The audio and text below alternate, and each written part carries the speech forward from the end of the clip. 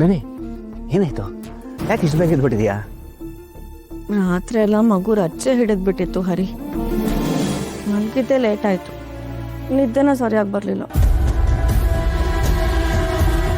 ಅರೇ ನನ್ನ ನೆಪ್ಸೋದಲ್ವಾ, ನಾನು ನೋಡ್ಕೋತಿದ್ದೆ ಮಗುನ. ಹೋಗು ಸ್ನಾನಕ್ಕೆ ಹೋಗು ಬೇಗ. ನನ್ನ ಸ್ನಾನ ಆಯಿತು, ನೀನು ಹೋಗು ಸ್ನಾನ ಮಾಡ್ಕೊಂಬ ಹೋಗು. ಬೇಬಿ ಮಾತ್ರೆಗಳನ್ನ ಕರೆಕ್ಟಾಗಿ ತಗೋತಿದ್ಯಾ ತಾನೆ? ತಗೋತಾ ಇದ್ದೀನಿ.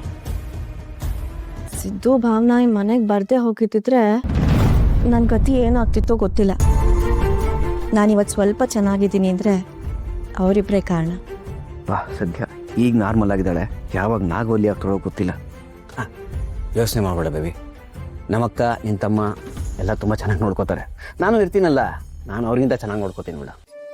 ಏನಿಲ್ಲ, ಭಾವನಾ ನನ್ನ ನೋಡ್ಕೊಳ್ಳೋ ಥರ ನೀನು ನನ್ನ ನೋಡ್ಕೊಳಕ್ಕಾಗಲ್ಲ.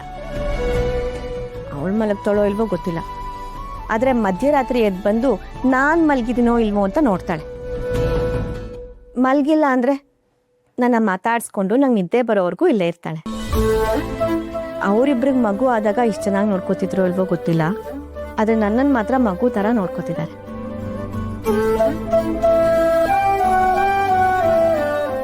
ಆದರೂ ಹರಿ, ಕೆಲವು ಸಲ ನಂಗೆ ಏನಾಗುತ್ತೋ ಗೊತ್ತಿಲ್ಲ.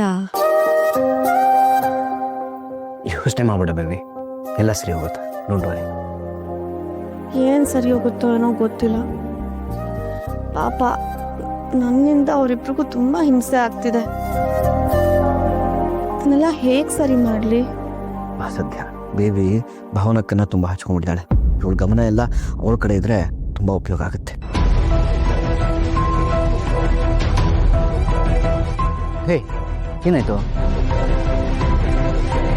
ಹರಿ, ಮಗುನಿಲ್ಲೇ ಮಲಗಿಸಿದ್ದೆ, ಎಲ್ಲೋ ಆಯ್ತೋ ಗೊತ್ತಿಲ್ಲಲ್ಲ.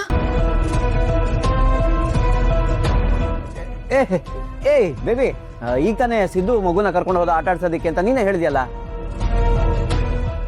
ನಾನಾ? ಹೌದಾ? ಹಾ ಹೌದು ಬೇಬಿ. ನೋಡು, ಈಗ ತಾನೇ ಹೇಳ್ತಿದ್ದೀನಿ, ಒಂದೇ ಒಂದು ಗ್ಲಾಸು ಬಿಸಿನೀರು ಸಿಗತ್ತಾ ಪ್ಲೀಸ್? ಪ್ಲೀಸ್, ಅದು ಗಂಟ್ಲಿನ ಹಾಕ್ಬಿಡಿದ್ಯಾ ಪ್ಲೀಸ್?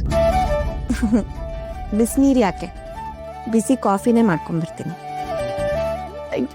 ಬೇಗ ಬೇಗ.